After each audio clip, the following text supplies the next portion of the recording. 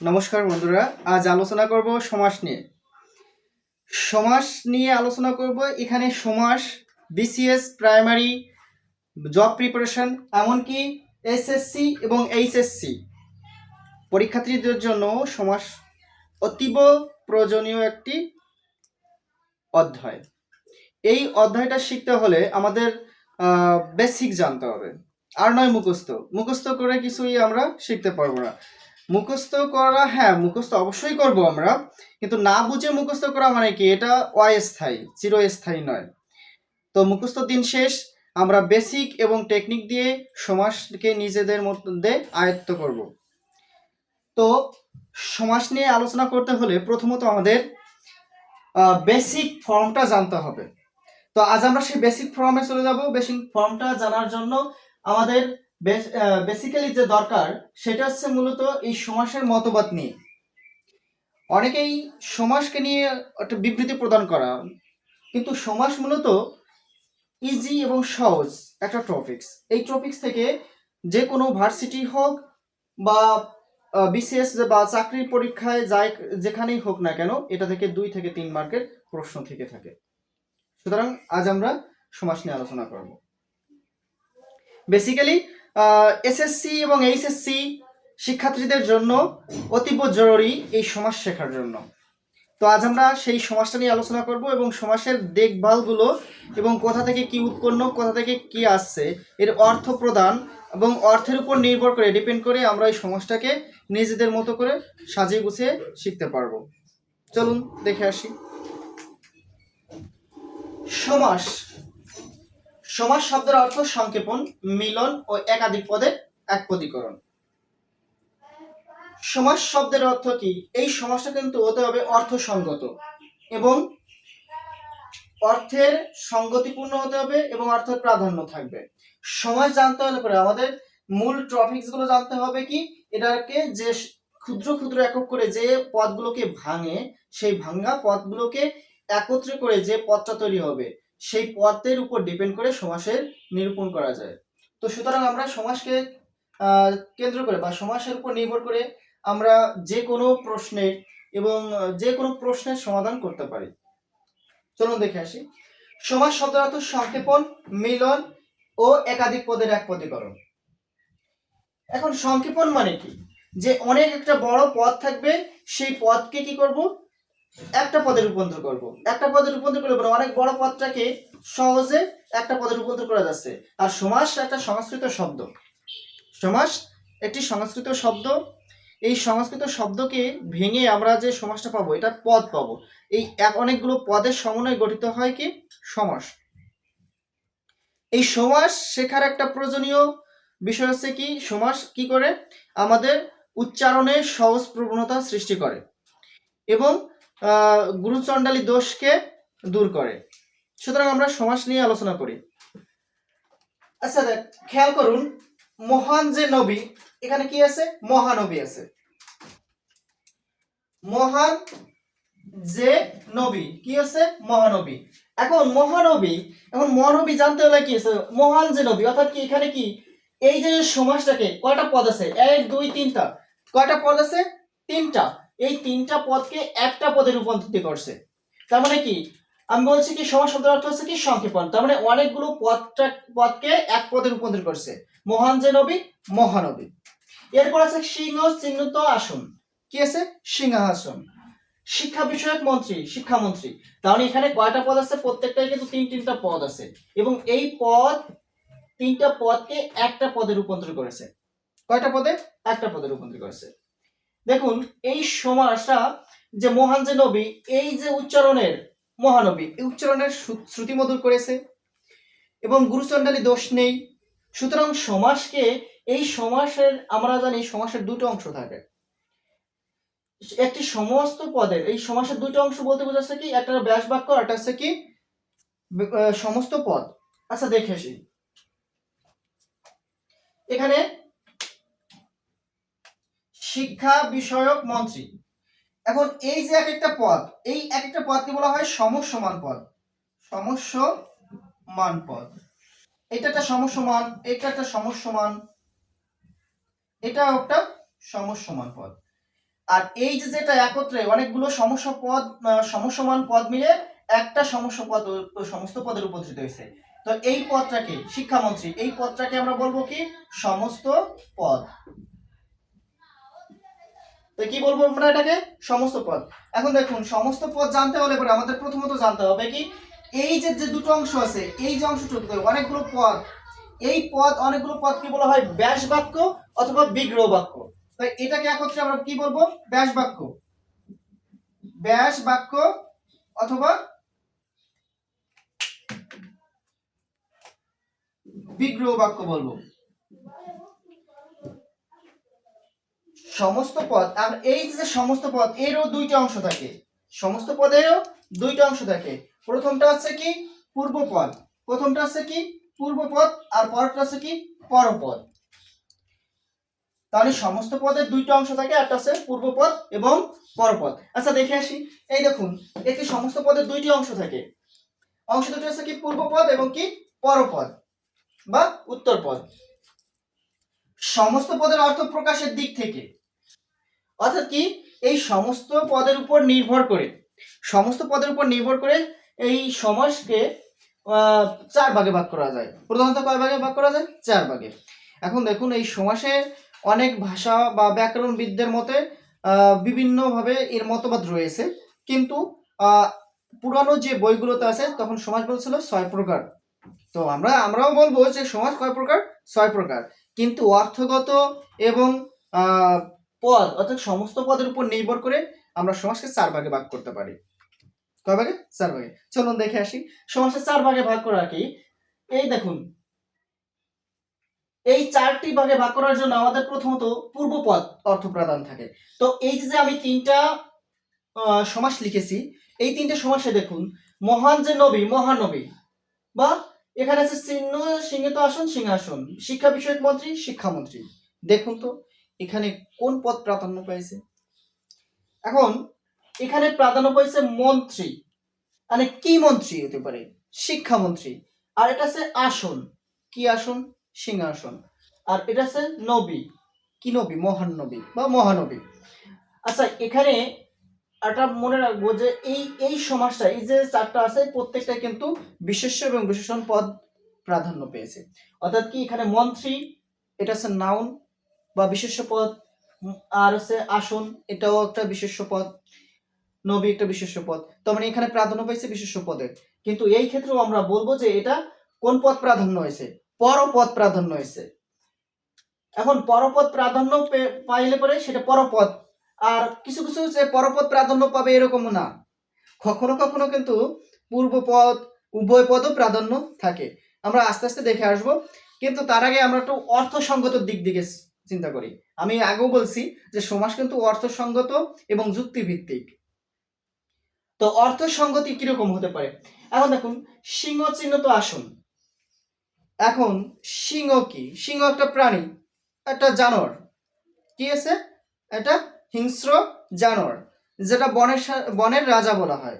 কিন্তু আমাদের ক্ষেত্রে দেখো, অথচ আমি একটা টপিক্সে যাই, অন্য টপিক্সে, যে সিংহ চিহ্নিত আসন যদি জানতে হয় তাহলে আমরা বলি সিংহ কিন্তু আমাদের ক্ষতিই করে, উপকার করে না। অথচ আমাদের সমাজে কিছু কিছু মানুষ আছে যারা ওই সিংহের মতো গর্জন করে, মানে সিংহকে তুলনা করে, অথচ আসলে সিংহ কিন্তু কোনো উপকারে আসে না সমাজে, বরং ক্ষতিই করে।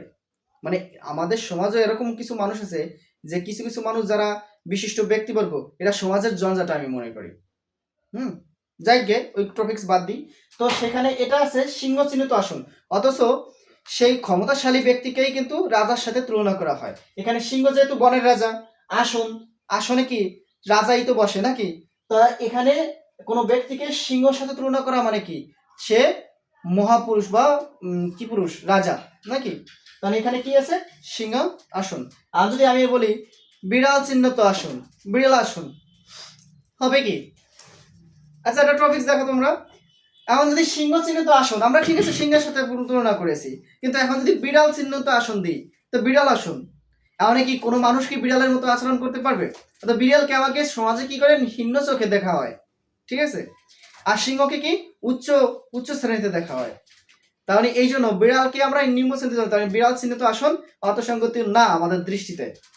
সুতরাং আমরা এখানে বলতে পারবো না যে বিড়াল চিহ্নিত আসন, বিড়াল আসন কখনো হয় না। যদি বলি কি বিড়াল চিহ্নিত আসন, কি বিড়াল আসন, এটা কি কখনো আমরা বলি? বলি না। সুতরাং এটা নিয়ে আমরা আর আলোচনা করব না। তো আমরা বলতে পারি, মূল কথাটা বলতে পারি, একটি সমস্ত পদের উপর ভিত্তি করে সমাসকে কয় ভাগে ভাগ করা যায়? দুই ভাগে। একটা পূর্বপদ, একটা হচ্ছে পরপদ বা উত্তরপদ। আচ্ছা দেখো, এই এই সেই পরপদ, কিন্তু আর একটা কথা রয়ে যায়, সেটা হচ্ছে কি যে মিলন। তোমরা বলতে পারো যে ভাইয়া, যে আগে তো আমরা মিলন শব্দের অর্থ জানিছি, যে সন্ধি শব্দের অর্থ মিলন। কি সন্ধি শব্দের অর্থ মিলন, আবার আছে কি সন্ধি শব্দের অর্থ মিলন। আবার যদি আপনি বলেন কি সমাস শব্দের অর্থ মিলন, তাহলে আমরা কোনটা কার সাথে মিলন করব? হ্যাঁ, প্রশ্ন থেকে যায় না? অবশ্যই প্রশ্ন থাকে। দেখুন এখানে অনেক সন্ধি শব্দের অর্থ হচ্ছে কি মিলন, আবার আছে কি সমাস শব্দের অর্থ হচ্ছে কি মিলন। এখন দুইও ক্ষেত্রে যদি মিলন থাকে, আমরা কোনটাকে কি ইন্ডিকেট করব? তো সুতরাং সেই ইন্ডিকেট করার জন্য আমাদের দরকার হচ্ছে কি যে এই সন্ধি আছে, সন্ধি হবে হচ্ছে পদের সাথে, সরি, ধ্বনির সাথে ধ্বনির মিলন। এটা হবে কি সন্ধি, মানে ধ্বনির সাথে ধ্বনির মিলন, ধ্বনির সাথে ধ্বনির মিলন। আর এই সমাস হচ্ছে পদের সাথে পদের মিলন, পদের সাথে পদের মিলন। খেয়াল করুন, প্রশ্নে কিন্তু এরকম একটা ঠিক থাকবে, বিশেষ পরীক্ষা 37তম বিশেষে কিন্তু এরকম একটা প্রশ্ন আছে যে আমাদের সন্ধি শব্দের অর্থ মিলন হতে পারে, তাহলে সন্ধির মিলন আর কিসের সাথে কিসের মিলন হতে পারে? তাহলে আমরা বলবো কি সন্ধি হচ্ছে ধ্বনির সাথে ধ্বনির মিলন এবং পদের সাথে পদের মিলন। এটা বিশেষ পরীক্ষায় রিটেন সাইটে আসছিল, ঠিক আছে। এখন দেখুন, এরপরে আমরা চলে আসি যে পূর্ব পদ নিয়ে আলোচনা, যে আমরা যে সমস্ত পদকে চারটা ভাগে ভাগ করেছি, সেই চারটা ভাগের কোয়ালিটি এবং চারটা ভাগের যে বৈশিষ্ট্যগুলো আছে, সেই বৈশিষ্ট্যগুলো আমরা একটু আলোচনা করে আসছি। এখন এখানে দেখুন, যদি এই চারটা সমাসকে আমরা মানে এই সমস্ত পদের উপর নির্ভর করে চার ভাগে ভাগ করা যায়, তো চারটা ভাগ হচ্ছে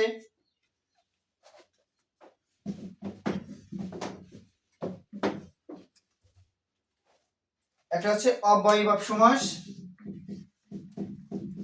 অব্যয়ীভাব সমাস, যার পূর্ব পদ প্রাধান্য থাকে, পূর্ব পদ প্রাধান্য। দ্বিতীয়ত হচ্ছে কর্মধারয় সমাস,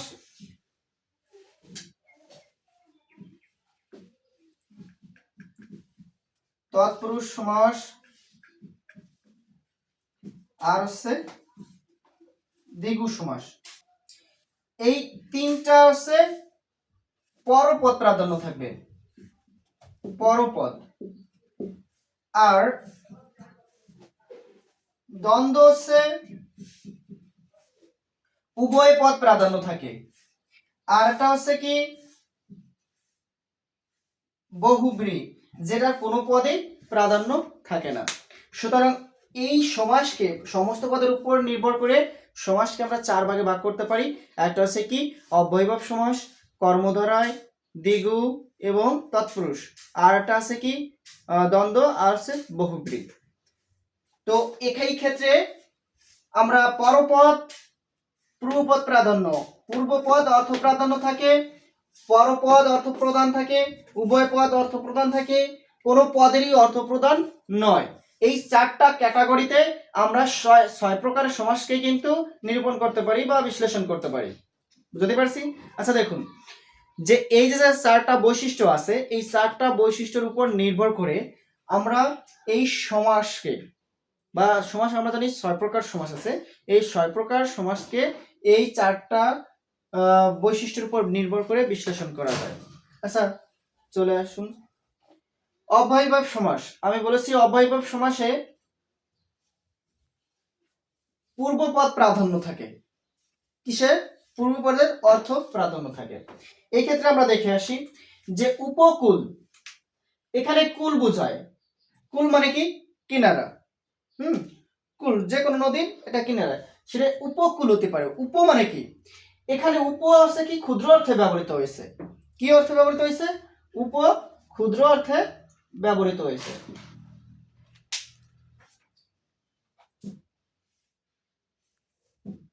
আচ্ছা, আমাদের মনে রাখার একটা টেকনিক হচ্ছে কি, যে উপকূল হচ্ছে ক্ষুদ্র অর্থে, যেমন কুল, সে কুল হতে পারে, সেই কুলের আবার উপকূল থাকতে পারে, আরো ক্ষুদ্র ক্ষুদ্র কুল হতে পারে। আবার কুল বলতে বোঝাচ্ছে আরো কিনারে, অর্থাৎ কি আরো কাছে। উপ মানে কি আরো কাছে, এই জন্য বলছে উপ মানে কি ক্ষুদ্র। তাহলে এখানে নির্দেশ করছে কুল, তো ঠিক আছে আমরা জানলাম, কিন্তু এখানে কুল হচ্ছে কি পরপদ, আর উপ হচ্ছে কি পূর্বপদ। তাহলে এখানে দেখো উপ, এখানে কি উপ অর্থ ক্ষুদ্র পদ, উপর উপর নির্ভর করে গেছে। আচ্ছা দেখো জেলা, একটা জেলা মানে ডিস্ট্রিক্ট বা জেলার উপর কতগুলো থানা থাকে বা উপজেলা থাকে? অনেকগুলো উপজেলা থাকে না? একটা জেলার মধ্যে অনেকগুলো উপজেলা থাকে। তো এখানে জেলা কি বড়, আর উপজেলা কি ক্ষুদ্র না? কতগুলো উপজেলা থাকে, তো একটা জেলার ভেতর কতগুলো উপজেলা আছে। আর যদি আমি জেলা নির্দেশ করি, জেলা তো একটাই থাকে, মানে কোনোটা এলাকায় বা বিভাগে অনেকগুলো জেলা থাকে, ঠিক আছে, কিন্তু মুখ্য হচ্ছে জেলা, প্রধান হচ্ছে কি জেলা, ঠিক আছে। জেলা মানে জেলাকে ডিভাইডেড করে কিসে? উপ। উপ মানে কি ক্ষুদ্র। তাহলে এখানে অনেকগুলো থানা আছে, একটা জেলার ভেতর অনেকগুলো উপজেলা আছে, সেটা নির্দেশ করে কিসের? উপর উপর। তাহলে আমরা এখানে বলতে পারি যেখানে কোন পদ প্রাধান্য পাইছে? উপ। আচ্ছা, এখানে রক্তিম মানে কি? রক্তিম মানে লাল। রক্তিম মানে কি লাল। এই রক্তিম মানে কি লাল।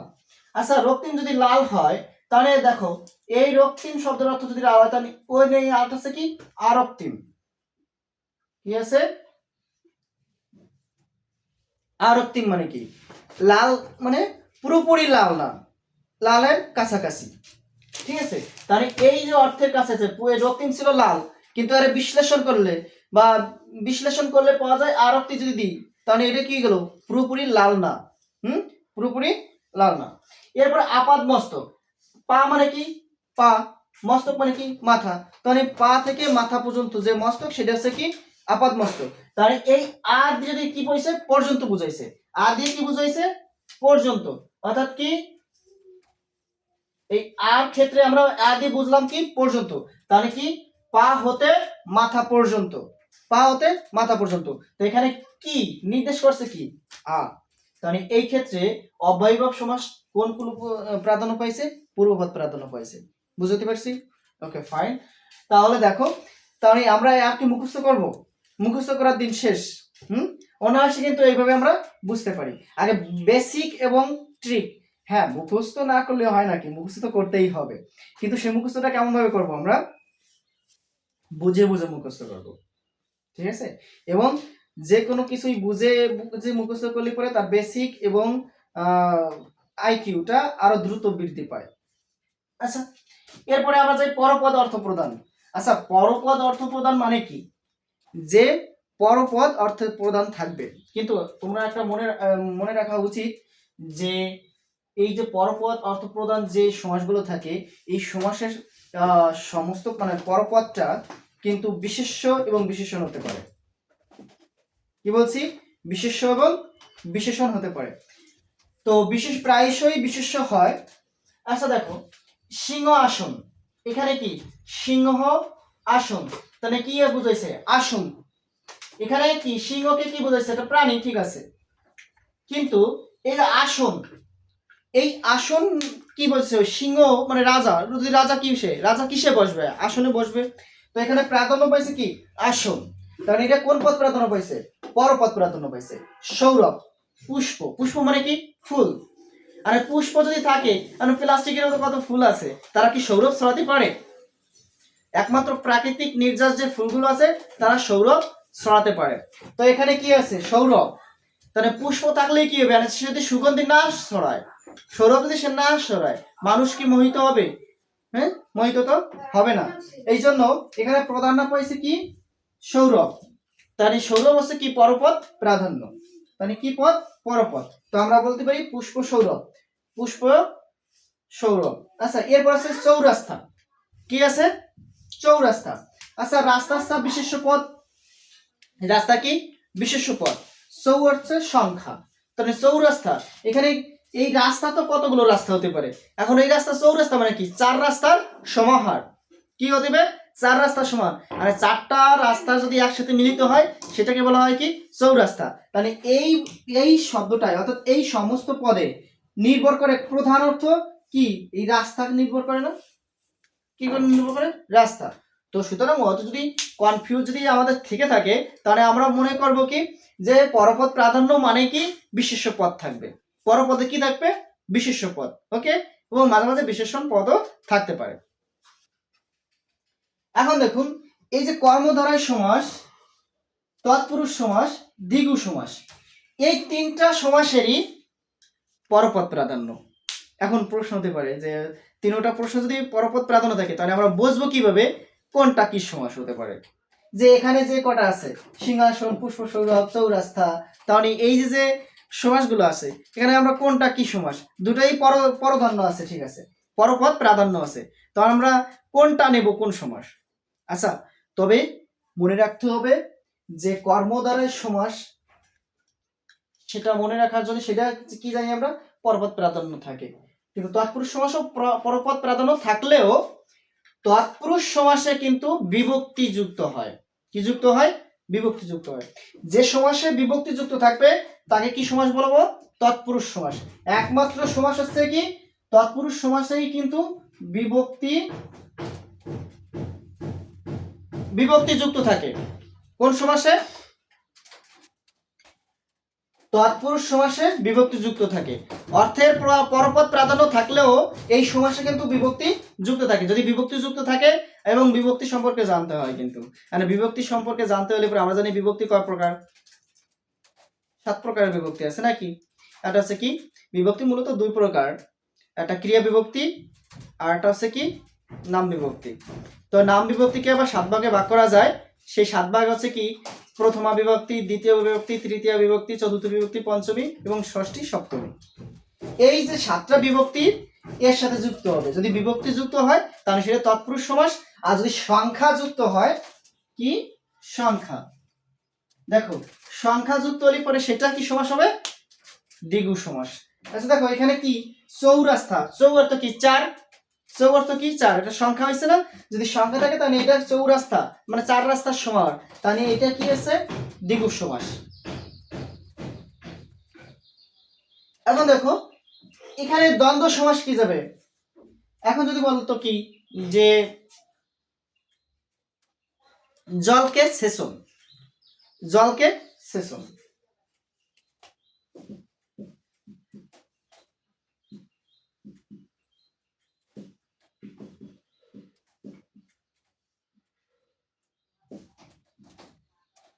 জলকে সেচন, তার মানে কি, জল সেচন। আমরা এখানে কি, জলকে, যে কে বিভক্তি আছে না, বিভক্তি আছে না, এটা বিভক্তি যুক্ত আছে না, কে, তার মানে এটা কোন সমাস, আমরা বুঝবো যে সমাসটা কোন সমাস। এখানে যেহেতু জলকে সেচন, তাহলে এখানে কি বলছে, কে বিভক্তি, মানে কে বিভক্তি যুক্ত হিসেবে কি আছে, কে। তাহলে দ্বিতীয় বিভক্তি যদি থেকে থাকে তাহলে এর আমরা বলবো কি, যে তৎপুরুষ সমাস দ্বিতীয় বিভক্তি। কি বিভক্তি, দ্বিতীয় বিভক্তি। তাহলে এটা কোন সমাসে আছে, তৎপুরুষ সমাসে। আমি বলেছি আগেও যে তৎপুরুষ সমাসে বিভক্তি যুক্ত থাকবে এবং দ্বিগু সমাসে সংখ্যা যুক্ত থাকবে। ওকে, আচ্ছা এরপরে আছে উভয় পদ প্রাধান্য। যে সমাসে উভয় পদ প্রাধান্য থাকে তাকে কি সমাস বলা হয়, দ্বন্দ্ব সমাস বলা হয়। দেখো মা বাবা, মা আর সে বাবা দুইটাই কিন্তু প্রাধান্য থাকে। এরপরে জলে স্থলে, জলেও প্রাধান্য আছে, জল মানে তো চিনি, আর স্থল মানে কি, যে শুকনো যেটাকে বলা হয় কি, ভূমি। তো জলে এবং স্থলে দুটোই কিন্তু প্রাধান্য রয়েছে। হাট বাজার দুটোই কিন্তু প্রাধান্য পেয়েছে। সুতরাং যে সমাসে দুটো পদই প্রাধান্য পায় তাকে কি বলা হয়, মানে উভয় পদ যে সমাসে প্রাধান্য পায় তাকে দ্বন্দ্ব সমাস বলা হয়। এখন এই দ্বন্দ্ব সমাস মনে রাখার জন্য আরেকটা মনে রাখার জন্য এই চোখ বুঝে করা যায়, যে যে সমাসে এরকম হাইপেন থাকবে, কি থাকবে, যদি হাইপেন থাকে, যে সমাসে হাইপেন থাকবে চোখ বুঝে বসাবো, এটা কি সমাস, দ্বন্দ্ব সমাস। এবং ব্যাস বাক্য, এখানে প্রশ্নের পরীক্ষা এরকম থাকতে পারে, হয়তো ব্যাস বাক্য থাকতে পারে অথবা সমস্ত পদ থাকতে পারে। তোমারে বললো সমস্ত পদ দিয়ে বললো যে যদি বলতো কি যে পলান্ন, দেখি পলান্ন এর ব্যাস বাক্য করুন, এর ব্যাস বাক্য করুন। পরীক্ষায় যদি এরকম থাকে যে পলান্ন এর ব্যাস বাক্য কি হতে পারে, তো তোমরা এখানে বসবা যে পল মিশ্রিত অন্ন, তবে হবে কি পলান্ন। এখানে দেখুন পল মিশ্রিত অন্ন, এটা কি হয়েছে পলান্ন। তো এই ক্ষেত্রে যদি প্রশ্ন এরকম থাকে যে পল মিশ্রিত অন্ন, যে এর পলান্ন এর ব্যাস বাক্য কি পল মিশ্রিত অন্ন, তো এরকম এই পরীক্ষা থাকবে পলান্ন, তাহলে এইভাবে বুঝবো আমরা কিভাবে যে এটা কোন সমাস। এখন দেখো পল অর্থ কি, কিছু কিছু সমাসের অর্থ যদি না জানি, এই জন্য আমি বলছি অর্থ সংগতিপূর্ণ হতে হবে। যদি অর্থ না জানি তাহলে সেটা সমাসে আমরা বুঝতে পারবো না যে সেই সমাসটা কি সমাস, কিন্তু কিছু কিছু সমাসের অর্থ জানতে হবে। আচ্ছা, এখানে পল শব্দের অর্থ হচ্ছে মাংস, পল শব্দের অর্থ হচ্ছে কি মাংস। মিশ্রিত অন্ন, তার মানে কি অন্ন মানে ভাত, মিশ্রিত মানে কি মিশানো, তাহলে এখানে মিশ্রিত মানে পল এবং মিশ্রিত কি হচ্ছে অন্ন, পলান্ন। এখন দেখো এখানে এই মিশ্রিত করেছে এদের একত্র, এই মিশ্রিত হচ্ছে মধ্যপদ, তাহলে এটাও সমাসটা যদি বলি সমাসটা কোন সমাস মধ্যপদ লোপী সমাস, কারণ মধ্যপদ বিলুপ্ত হয়ে যায়। সমস্ত পদে দেখো মধ্যপদ নেই, কিন্তু পলান্ন আছে, পল আছে প্রথম পদ আর অন্ন আছে দ্বিতীয় পদ, হ্যাঁ মাঝখান থেকে মধ্যপদ লোপ পেয়ে গেছে। কিন্তু মজার বিষয় হচ্ছে কি বিদঘুটে একটা প্রশ্ন থেকে যায় আমাদের বহুব্রী সমাস নিয়ে। এখন বহুব্রী সমাসটা কেমন হতে পারে সেটা নিয়ে আলোচনা করি। আচ্ছা, বহুব্রী সমাস বলছে কি কোন পদের অর্থ প্রধান থাকে না। বহুব্রী সমাস আছে কি কোন পদের অর্থ প্রধান থাকে না। দেখো বিনা পানি, এখানে উল্লেখ আছে কি বিনা পানি, এখানে বিনা পানি। এখন অর্থ যদি না জানি কিছু কিছু সমাসে দেখুন এই সমাসটা কিন্তু আমরা কিন্তু মানে এর কোনো পদই প্রাধান্য দেখতেছি না, কিন্তু এর অর্থ পরিবর্তন আছে। বিনা, বিনা মানে কি যন্ত্র, বিনা মানে কি যন্ত্র, পানি মানে কি হাত, বিনা পানিতে যার অর্থাৎ কি বিনা হাতে যার, বুঝতে পেরেছো বিনা হাতে যার। তো এখন কোন পদ প্রাধান্য পাইছে, আমরা তো দেখতেছি কোনো পদই প্রাধান্য পায় নাই। তো বিনা পানিতে বিনা হাতে যার, তাহলে কি হিন্দু ধর্ম অবলম্বী দের মতে এটা হচ্ছে কি সরস্বতী, একটা দেবী, দেবীর নাম হচ্ছে কি সরস্বতী। তো বিনা পানি এটা বোঝায় কি সরস্বতী দেবীকে, তো সরস্বতী দেবীর হাতে কি থাকে বিনা, এই জন্য বিনা পানি এই ব্যাস বাক্যটার ব্যাস বাক্য হবে কি বিনা পানিতে মানে হ্যাঁ বিনা পানিতে যার, ঠিক আছে, অর্থাৎ কি বিনা হাতে যার, তাহলে কাকে বোঝায় ইন্ডিকেট করছে সরস্বতী। বিনা পানিতে যার,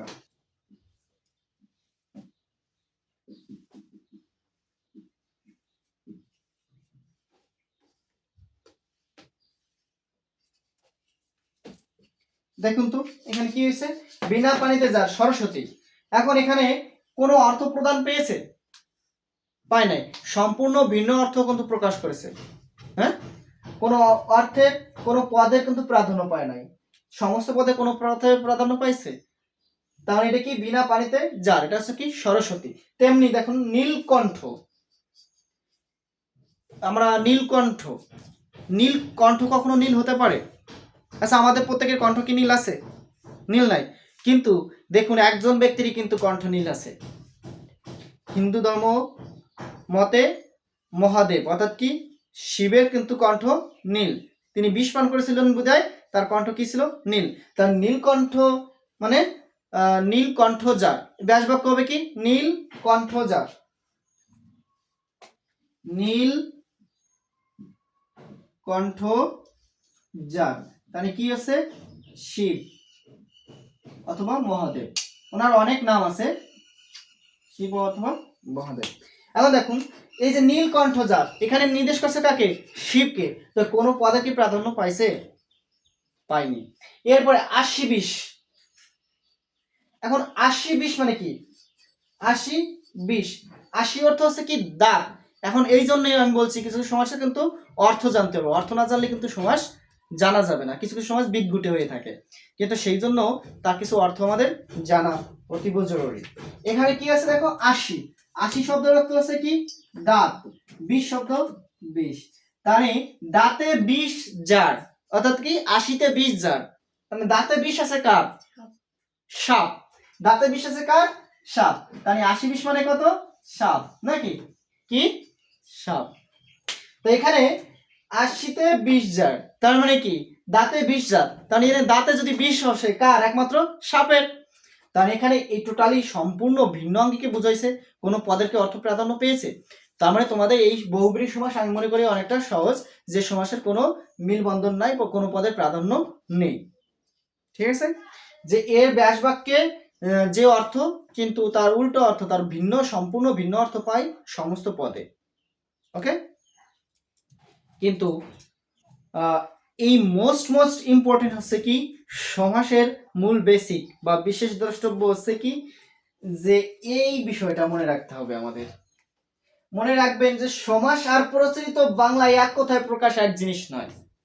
কি বলছি ভালো করে খেয়াল করুন, সমাস এবং প্রচলিত বাংলায় এক কথায় প্রকাশ কিন্তু এক জিনিস নয়। চলুন দেখে আসি। এক কথায় প্রকাশ হচ্ছে কি, যে নারী সুন্দর করে কথা বলে তাকে এক কথায় বলা কি প্রিয়ংবদা। কি বলা হয়? প্রিয়ংবদা। এবং যে নারীর স্বামী বিদেশে থাকে তাকে বলা হয় প্রসিত বর্তিকা। বড় ভাইয়ের পূর্বে ছোট ভাইয়ের বিবাহ, তার মানে হচ্ছে কি পরিবেদন। হ্যাঁ, যেমন নাফিসের আগে যদি নাফিসের দাদার বিয়ে হয় তাহলে কি হয়ে যাবে? এটা হ্যাঁ পরিবেদন হয়ে যাবে না? আচ্ছা সরি, নাফিসের আগে যদি নাফিসের ছোট ভাইয়ের বিবাহ হয় তাহলে হয়ে যাবে কি পরিবেদন। আচ্ছা দেখো, যে নারীর স্বামী বিদেশে থাকে তাকে বলা হয় প্রসিত বৎসিকা, আর যে নারী সুন্দর করে কথা বলে তাকে বলা হয় প্রিয়ংবদা। তো এখানে দেখুন আমি বলছি কি, যে সমস্ত পদ মানে সমাস এবং এক কথায় প্রকাশ এক জিনিস নয়। এই ক্ষেত্রে শিক্ষা বিষয়ক মন্ত্রী কি আছে? শিক্ষামন্ত্রী। দেখুন বিনা পানিতে যার বিনা পানি, তো এই যে সমাস আর এই যে এক কথায় প্রকাশ সেম কিন্তু এক কোয়ালিটি, কিন্তু এরও সমস্ত পদ আছে, এরও সমস্ত পদ আছে, কিন্তু এর সমস্ত পদের উত্তর ব্যাস বাক্যে পাওয়া যায়, কিন্তু এর সমস্ত পদের উত্তর ব্যাস বাক্যে পাওয়া যায় না। এই যে হচ্ছে মূল পার্থক্য। তাহলে এক কথায় প্রকাশ এবং সমাসের মূল পার্থক্য হচ্ছে কি, এই এক কথায় প্রকাশ ব্যাস বাক্যের যে ব্যাস বাক্য আছে সমস্ত পদে তার উত্তর পাওয়া যায় না, কিন্তু এক সমাসে কিন্তু সেই উত্তর পাওয়া যায়। দেখো এখানে কি আছে? শিক্ষা বিষয়ক মন্ত্রী, তাহলে এই জায়গা এই সমগ্র উত্তরটা অর্থাৎ সমস্ত পদের যে উত্তরটা ব্যাস বাক্যে উপস্থিত আছে। এরপর আছে বিনা পানিতে যার, তাহলে কি আছে? বিনা পানি, তাহলে কি আছে? বিনা পানি, বিনা পানিতে যার, তো বিনা পানি এই সব আনসার এখানে আছে বিনা পানি। কিন্তু এই বিনা পানি অর্থ থেকে আমাকে কাকে বুঝাইছে? সরস্বতী দেবীকে। কাকে বুঝাইছে? সরস্বতী, যে অর্থ প্রাধান্য থাকে। এখন এখানে দেখো বিনা পানি, বিনা পানিতে যার কোনো পদই প্রাধান্য পায় নাই। এখানে কি বিনা পানিতে যার কোনো পদই পায় না, বিনা পানি। নীলকণ্ঠ যার, নীলকণ্ঠ যাকে নির্দেশ করে কি শিব ঠাকুরকে। তারপরে 80-তে 20 যার, 80-20 যেটাকে প্রকাশ করা হয় কাকে? সাপকে। তো সেই ক্ষেত্রে দেখুন বিনা পানিতে যার, তাই এখানে বিনা এই সমস্ত পদের সমগ্র উত্তরটা এখানে দেওয়া আছে। সো আমরা বলতে পারি যে সমস্ত পদ এবং যে সমাস এবং এক কথায় প্রকাশ এক জিনিস নয়। ধন্যবাদ, আজকে এই পর্যন্ত। আগামীকাল অন্য পর্বে দেখা হবে।